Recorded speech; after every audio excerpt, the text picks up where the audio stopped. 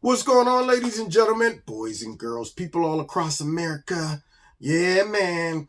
Just when we're making progress, just when we're out there singing, we are the world, we are the children, we are the ones who make a brighter day, so let's start living. Yeah, just when we was out there singing that, just when we were all holding hands talking about, I like to teach the world to sing in perfect harmony. Say what? I like to buy the world a Coke and keep it company. Well, that's the song I sing. Just when we was doing that, CNN bring somebody on their show to ruin it all. Messed up all of the singing. We all holding hands with the lighters out. And this dude comes on CNN named Keith Boykin. Now, this man got a history of saying some inflammatory things, for going way over the top, accusing Trump of being pretty much everything under the sun. So he's the guy they roll out for collateral damage. You know, they want to impact the black community, shut down any possibility of them saying, well, now, I mean, Trump hasn't done that bad. I guess maybe I should look into it. So they said, let's bring out the big guns, you know. And Keith Boykin, he's one of the ones that he's unmuzzled. They don't know what's coming out of his mouth. They don't care, though. You know, remember Mad Max Road Warrior? I ain't talking about the new one. I'm talking about the old one where they had to have a dude hooked to the front of the thing with the mouth contained. They only let him off that leash for serious times. Like, okay, we want him to do as much damage as possible. Almost scared to let him go. Like, oh shoot. And just let him off the leash. And that's what they do when they bring out Keith. So Trump had some people at the White House, some black folks, and I guess they were all sitting around talking about some of Trump's accomplishments and how they benefited the black community. And one of the people was like, man, Trump, I got to say this though, man. For real though, you the first black president. And whoa. Now they done went too far. You mean to tell me somebody said he was the first black president? Now, nobody had a fit when they called Wild Bill the first black president. Heck, the dude played the saxophone, man. And, you know, so nobody had a fit when they did that. And then you had the real black president who did nothing for black people. And then, of course, you get Trump. And they didn't just pull this statement out of their butt. They were looking at all the things Trump has done that has benefited black people, okay? So we all know the metaphor. It's just you saying you're the first black president, not because Trump comes out and do things to just win the black vote like the Democrats. You know, Obama just expected them to vote for him because he was black. And then Bill throw the sunglasses on. I smoked some weed back in the day and I played the saxophone, man. You know, they got the little tactics so that the black community will accept him. Not Trump. He talks to everybody the same, whatever crowd he goes to. If it's a lot of black people, he's going to be Trump. If there's all white people, he's going to be Trump. If they're foreigners, he's Trump. He's Trump across the board. But what he does is say, let's look at the results of my governing, my policies, and so on and so forth, and how they benefit different groups.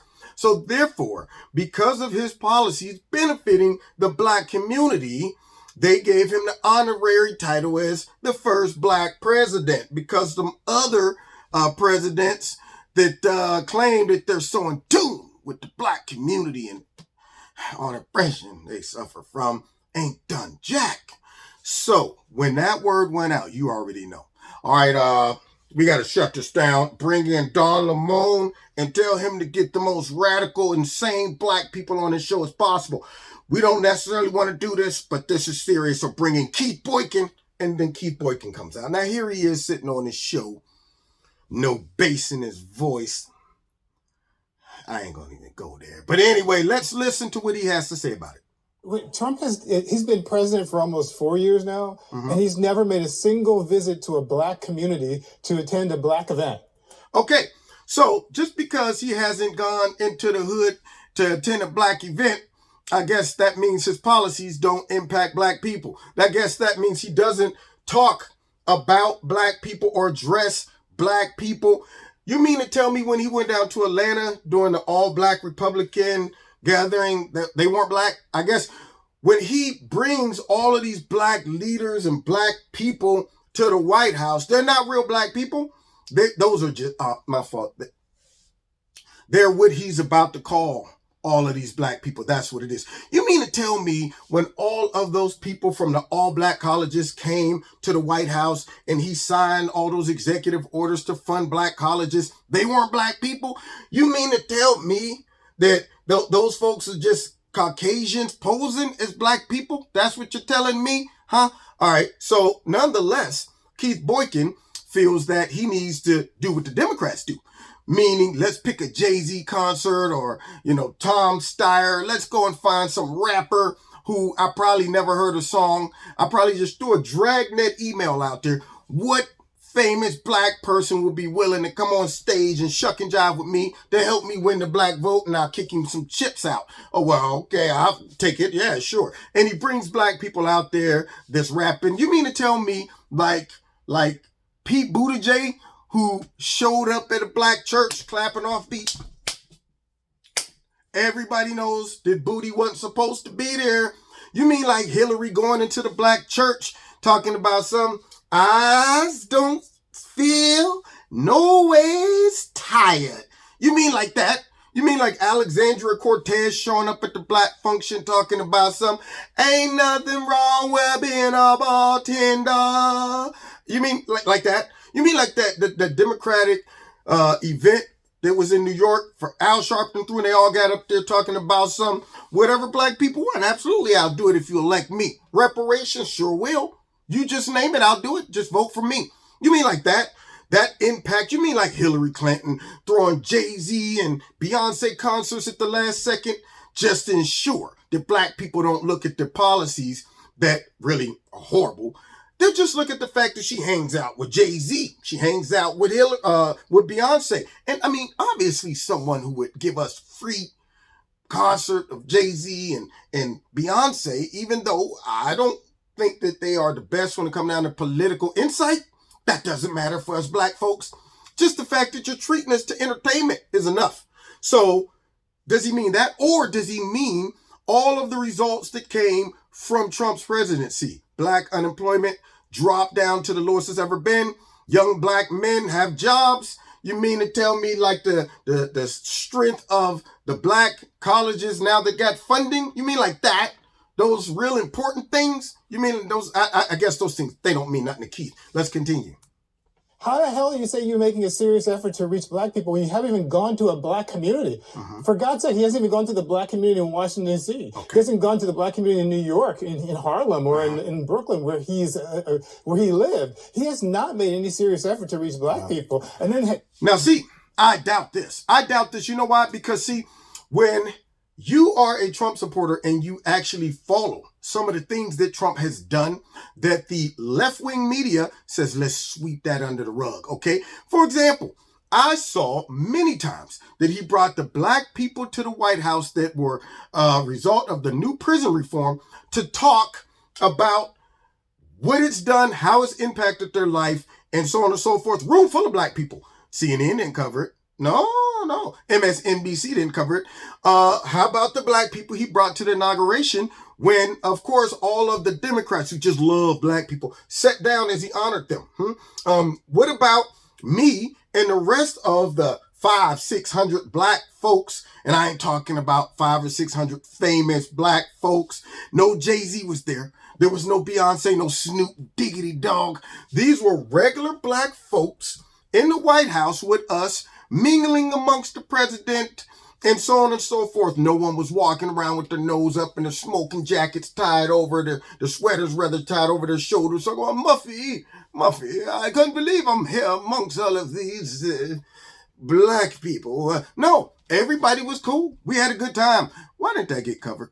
I'm just curious. Why didn't they cover when Trump was in Atlanta talking to the black Republicans? Why didn't they cover it? Why aren't they covering how all of the efforts to build up the black community with opportunity zones are benefiting black people? Why isn't he talking about this stuff? Or is he just more interested in a cameo appearance just to say, see, I like black people. Can you have one or two of you come up on stage so I can kiss you and hug you so everybody will think I like you? Could you do that like the Democrats do? But this is the one that gets me. The idea that anybody would sit in a room with Donald Trump and call him the first black president after we had Barack Obama as the president of the United States shows just what kind of Uncle Toms were sitting in that room in the first place. That's now, there you have ridiculous. it. There you have it. The man pulled out the biggest accusation that you can throw out to keep black people on the plantation. Now, if you don't know the tactic, let me hip you to it. See, you got to figure, Brian Stelter couldn't say that. Let's see, Jake Tapper, he can't bring nobody on that would say something like that. Let's see, Chris Comehead, Chris Matthews, none of those guys being white, Mika and Joe, none of them could say that. So what do? They set up somebody like Don Lemon. He's a black guy. All right. And they say, Don, we're gonna need you to run interference for your people, keeping them in check. And because we can't call them these names and shame them and get them back on the plantation, you know the people you need to bring on to shame them, to throw those things out that makes black people say, well, I don't want to be called that, okay? Because somehow, in black people's mind, Uncle Tom was some sellout to his people, even though last I checked, he was someone trying to help his people and free them, so on and so forth. But it, over time, somehow it's been twisted to where Uncle Tom now is a derogatory term or character.